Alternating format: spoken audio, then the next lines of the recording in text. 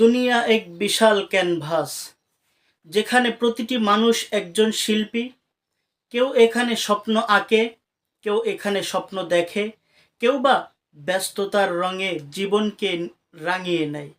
কেউ হাসে, আবার কেউ কাঁদে, কেউ সংগ্রাম করে, আবার কেউ শুধু সময়ের স্রোতে ভেসে চলে। এই দুনিয়া আনন্দ আর দুঃখের এক মিশ্রণ।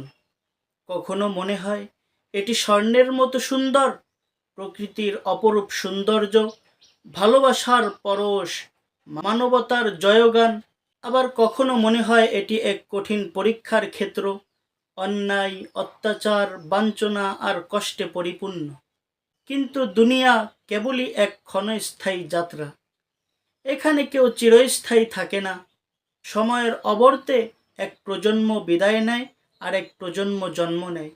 ইতিহাস বলে দেয়, যারা ন্যায় বিচার, সত্য আর মানবতার পথে চলেছে তারা যুগে যুগে স্মরণীয় হয়ে আছে। আর যারা অন্যায়, অত্যাচারের পথে হেঁটেছে তারা এক সময় বিস্মৃতির আতলে তলিয়ে গিয়েছে। তাহলে দুনিয়ার আসল অর্থ কি? হয়তো এটি এক শিক্ষালয়, যেখানে প্রতিটি মুহূর্ত আমরা কিছু না কিছু শিখছি। ভালো মন্দের পার্থক্য, ভালোবাসার শক্তি, ধৈর্যের মূল্য। কেউ ধনী হয়েও শান্তি পায় না, আবার কেউ গরিব হয়েও সুখী থাকে। কারণ দুনিয়ার মূল সম্পদ ধন সম্পদ নয়, বরং মনুষ্যত্ব, ন্যায়বোধ ও ভালোবাসা।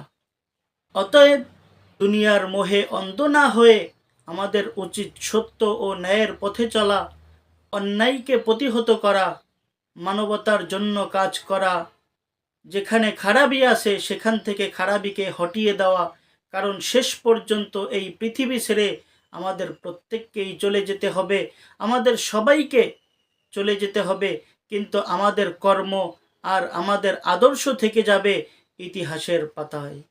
দুনিয়া আমাদের পরীক্ষার মঞ্চ, আর আমরা সবাই পরীক্ষার্থী। এখন সিদ্ধান্ত আমাদের, আমরা কি রেখে যাব এই দুনিয়ার মধ্যে।